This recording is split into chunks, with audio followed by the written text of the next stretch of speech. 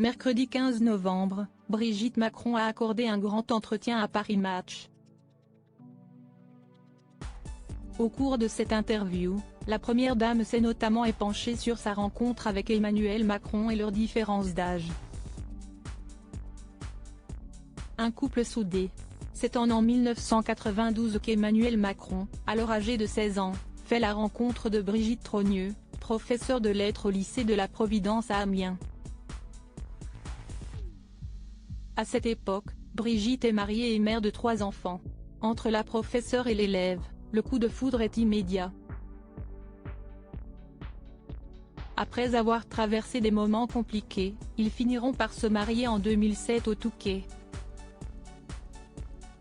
Le principe de l'amour, si est-il que tout est possible.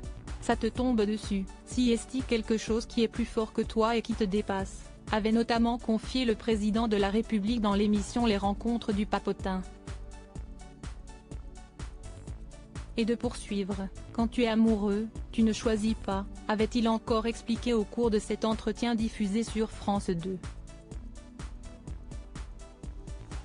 Pour moi, un garçon si jeune, c'était rédhibitoire. Interrogé par Paris Match, mercredi 15 novembre, Brigitte Macron est revenue sur sa rencontre avec le président de la République. La première dame en a profité pour évoquer leur différence d'âge qui a fait jaser à l'époque, c'était le bazar dans ma tête. Au moment de la mort de mon père, j'étais prise dans un ouragan intérieur. Pour moi, un garçon si jeune, c'était rédhibitoire, a-t-elle d'abord expliqué.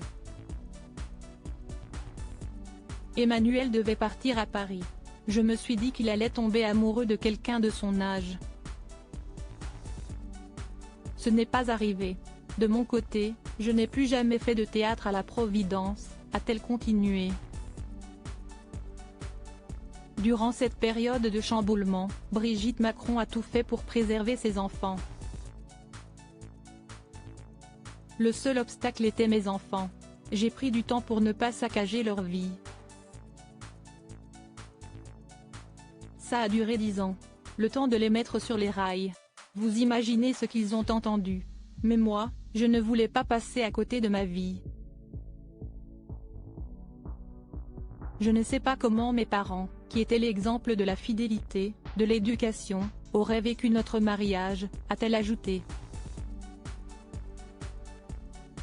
Des confidences sans langue de bois.